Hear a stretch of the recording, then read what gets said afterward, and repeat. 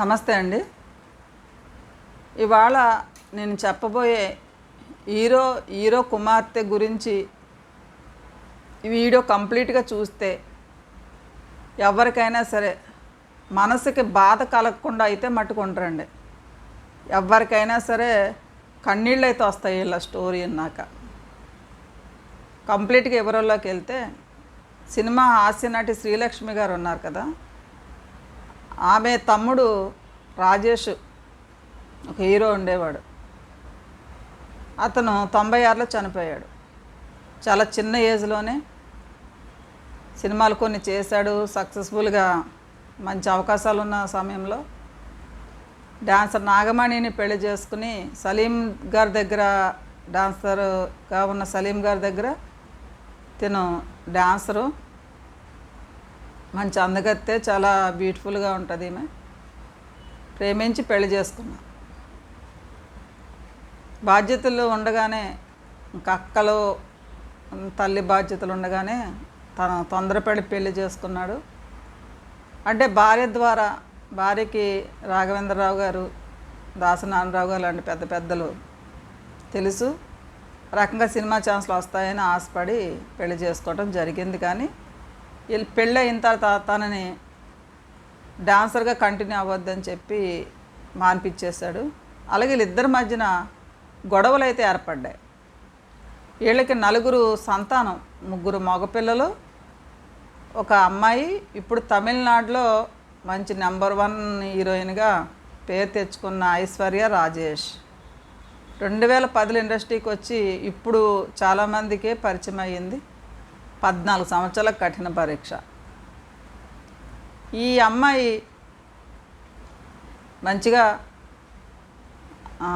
చదువుకుంటూ తను అనుకున్న రూట్ వేరు, అనుకోకుండా సినిమా ఇండస్ట్రీలోకి వచ్చింది. ఈ రాజేష్ అనే వ్యక్తి భార్యాభర్తల మధ్యన గొడవలతో కొన్నాళ్ళు ఇడిపోయారు, మళ్ళా కలిసి ఉన్నారు. ఇతను అనుకున్న గోల్కి రీచ్ కాలేదనో, లేకపోతే ఈ నాగమణి గారి గురించి కొన్ని రకరకాల మాటలు పడటం వలన, అంటే చాలామంది భార్య వల్లనే రాజేష్ అలా అయిపోయాడని చెప్పి అంటూ ఉంటారు. ఏదేమైనప్పటికీ కూడా వీళ్ళిద్దరి మధ్యన గొడవలతో ఈయన డిప్రెషన్కి లోనయ్యి, నేను నాకు అనుకున్న విధంగా నాకు లైఫ్ లేదని చెప్పి హాస్యనటి శ్రీలక్ష్మి గారితో తల్లితో చెప్పి బాధపడేవాడట. డిప్రెషన్కి లోనై విపరీతంగా మందు తాగేవాడట. ఆ మందు తాగేయటం అది లివర్ డ్యామేజ్ అయిపోయింది. మళ్ళీ భర్తకు ఒంట్లో పోకపోతే మళ్ళీ ఈ పిల్లలందరికీ తప్పదు కదా, ఫ్యామిలీ కలిసి ఉన్నారు. ఈమె ఉన్నదంతా అప్పటికే జీరో అయిపోయింది వీళ్ళ పరిస్థితి. ఈవిడ హాస్పిటల్కి తీసుకెళ్ళటం, ట్రీట్మెంట్ ఇప్పించడం. కొన్ని రోజులు బాగానే ఉండేవాడు, మళ్ళీ ఫుల్గా డ్రింక్ తాగేస్తూ ఉండేవాడు. ఎలాగైతే ఇతను 96లో లివర్ ప్రాబ్లంతో చనిపోయాడు. ఇతని భార్య పేరు నాగమణి. ఆవిడ గురించి రూమర్స్ ఉన్నాయి, అవాస్తవాలను పక్కన పెడితే చేసుకున్న భర్త కళ్ళెదురకుండా పోయాడు. అప్పటికే తల్లి చనిపోయింది, తర్వాత భర్త చనిపోయాడు. తను భర్త వద్దు సినిమాలో నువ్వు డాన్సర్గా చేయొద్దంటే ఇక ఎల్ఐసిలో వర్క్ చేస్తూ తను జీవనం కొనసాగిస్తూ ఉంది. అలాగే భర్త చనిపోయిన తర్వాత రియల్ ఎస్టేట్ కూడా చేసింది. బాంబే నుంచి బట్టలు తీసుకొచ్చి బట్టలు కూడా అమ్మింది. ఎందుకంటే వాళ్ళ పరిస్థితి జీరోలోకి వచ్చేసింది. ఆర్థిక పరిస్థితులు భర్త ఉండగానే తారుమారు అయిపోవటం, తర్వాత భర్త చనిపోయాక చాలా కఠినమైన పరిస్థితులు ఎదుర్కోవటం జరిగింది. ఈ రాజేష్కి 4 పిల్లలు, 3 మగపిల్లలు. పెద్ద అబ్బాయి ఒక అమ్మాయిని ఇష్టపడి లవ్ చేసి పెళ్లి చేసుకోవాలనుకున్నాడు. అమ్మాయి ఇంటికి వెళ్ళి అక్కడే చనిపోయాడు. అక్కడ చంపేశారా లేకపోతే సూసైడ్ చేసుకున్నా తెలియదు, కానీ సూసైడ్ చేసుకున్నాడని చెప్పి వీళ్ళకి న్యూస్ వచ్చింది. పాపం ఈ తల్లి, వీళ్ళ ఫ్యామిలీ అందరూ వెళ్ళి చూసేటప్పటికి అబ్బాయి అక్కడ డెడ్ బాడీ కనిపించింది.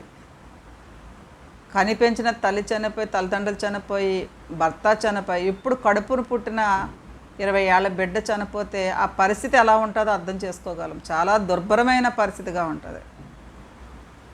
ఇంకా తన ముగ్గురు పిల్లల్ని తో జీవనం సాగిస్తూ బతుకుతున్న ప్రాసెస్లో ఈ పెద్ద అబ్బాయి చనిపోయిన 2 సంవత్సరాలు, కానీ 2003లో పెద్ద అబ్బాయి చనిపోతే ఇంకో 2 ఏళ్ళకి చిన్న అబ్బాయి వినాయకుడి నిమజ్జనం, వినాయకుడి పూజ రోజున కానీ అబ్బాయి కారు యాక్సిడెంట్లో చనిపోవటం జరిగింది. భగవంతుడు మరి ఎందుకు అంత దుర్భరమైన శిక్ష వేసాడో వాళ్ళకైతే తెలియదు. అమ్మాయి ఇంటికి లాస్ట్ అయిన ఈ అమ్మాయి ఐశ్వర్య పరిస్థితి ఎలా ఉంటుందో ఆలోచించాలి. చిన్నప్పుడు తల్లిదండ్రులు గొడవలు పడుతూ ఇడిపోతూ ఉండేవారు. తండ్రి చనిపోయేటప్పటికి అమ్మాయికి 5 ఏళ్ళు, ఊహ తెలిసి తెలియని వయసు. అలాగే ఊహ వచ్చేటప్పటికి కళ్ళెదురుగుండా తండ్రి చనిపోయాడు. తల్లి చాలా బాధలు పడి రోడ్ల మీద తిరుగుతా ఎల్ఐసి అని చెప్పి చీరలు అమ్ముతా ఇంటింటికి వెళ్ళి చాలా బాధలు పడటం కళ్ళారా చూస్తుంది. ఎలాగైనా డబ్బులు సంపాదించాలి, తల్లికి సపోర్ట్గా ఉండాలని అనుకున్నది.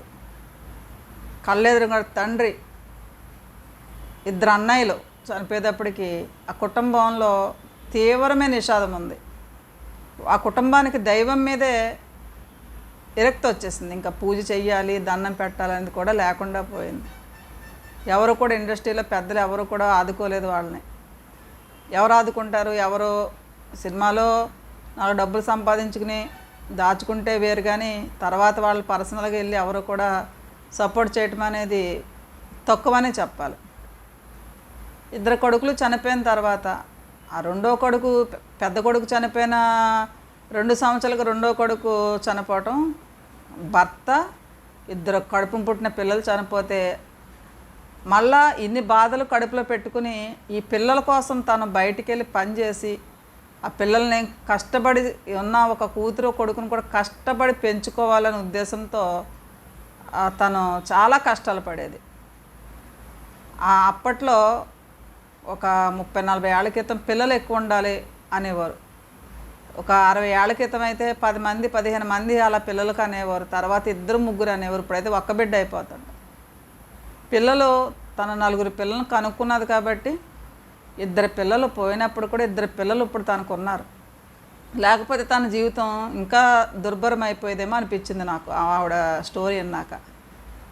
ఎలా అయితే తను పిల్లల్ని పెంచుకుంటా కష్టపడి నానా కష్టాలు అయితే పడి తనకు 500 రూపాయలు కూడా పుట్టలేని విధంగానే బాధపడ్డాను, నన్ను ఎవరు ఆదుకోలేదని చెప్పి చాలా బాధపడింది ఆవిడ. ఈ అమ్మాయి డాన్సర్గా డ్యాన్స్ నేర్చుకుని ఏదో షోలు చేసుకుంటూ సినిమాలోకి ప్రయత్నిస్తే నువ్వు సినిమాకి పనికిరావు అని చెప్పి ఈమెకి చిన్న చిన్న పాత్రలు ఇచ్చేవారు, కానీ సరైన పాత్రలు ఉండేవి కాదు. చిన్న చిన్న టీవీ సీరియల్స్లో యాక్ట్ చేసేది.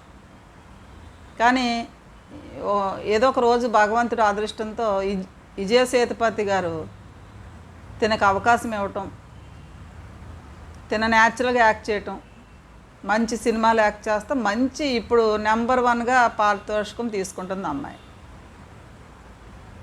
మనకి ఒకటేనండి, కష్టాలు వస్తాయి, తట్టుకోవచ్చు, కానీ మనుషులను కోల్పోవటం అనేది ఎవ్వరం కూడా తట్టుకోలేము, భరించలేము.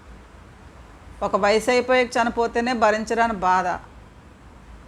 కట్టుకున్న భర్త, కన్న బిడ్డలు, ఆమెకు అలా జరిగితే నిజంగా కొన్నాళ్ళు ఆ దేవుడు లేడు అనుకుని అసలు దేవుడు పూజించడం మానేసి మా మనసు అలా అయిపోయింది అంటలో తప్పేం లేదు.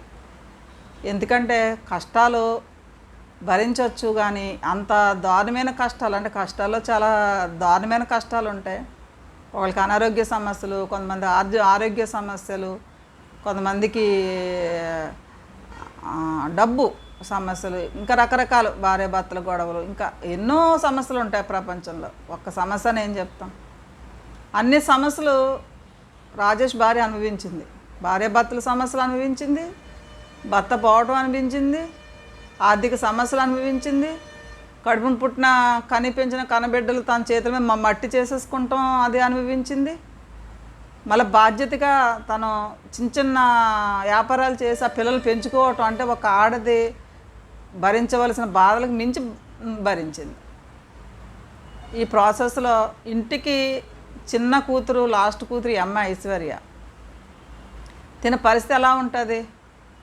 కళ్ళెదురుగుండా తన 8 ఏళ్ల వయసులో తండ్రి చనిపోయాడు. తర్వాత అన్నయ్య చనిపోయాడు. అన్నయ్య చనిపోయిన 2 ఏళ్ళకి ఇంకో అన్నయ్య చనిపోయాడు. తల్లి వీళ్ళని పెంచడం కోసం రకరకాల వ్యాపారాలు చేస్తా ఎన్నో బాధలు అనిపిస్తూ ఉంది. ఇలా పెరిగిన అమ్మాయి మానసిక పరిస్థితి ఎవరినైతే డిప్రెషన్కి లోనైపోయి ఎందుకు ఈ జీవితం అనుకుంటారు. కానీ తను ఎంతో ధైర్యంగా నిలబడి ఆ కుటుంబంలో తను మంచి స్థాయికి వచ్చి సినిమా ఇండస్ట్రీలో మంచి హీరోయిన్గా పేరు తెచ్చుకుని తన కుటుంబానికి, తన తండ్రికి, చనిపోయిన తండ్రికి కూడా శభాష్ ఆడబిడ్డ అంటే ఇలా ఉండాలి అని అమ్మాయి ఇన్స్పిరేషన్గా నిల్చుని ఉంది. మానసిక స్థైర్యం కోల్పోయినా సరే పరిస్థితులకు అనుగుణంగా అమ్మాయి నుంచుని స్టాండ్ తీసుకుని ఈ రోజున ఆ తల్లి కష్టపడినందుకు ఫలితం చూపించింది. కాబట్టి నిజంగా కొన్ని స్టోరీస్ వింటే మనసుకు బాధ అనిపిస్తాయి. కానీ ఈ స్టోరీ దయచేసి మరి ఎంతమంది చూస్తారు వీడియో తెలియదు, కానీ చూసిన వాళ్ళు ఎవరైనా కష్టాల్లో ఉంటే వీడియో ఫార్వర్డ్ చేస్తే, అంటే ఒకరి బాధ చూసి మనం కూడా ఇలాగా కష్టపడితే మంచి పొజిషన్కి వెళ్ళగలము అనే ఒక ఇన్స్పిరేషన్ కోసమే ఈ వీడియో షేర్ చేయండి. Thank you.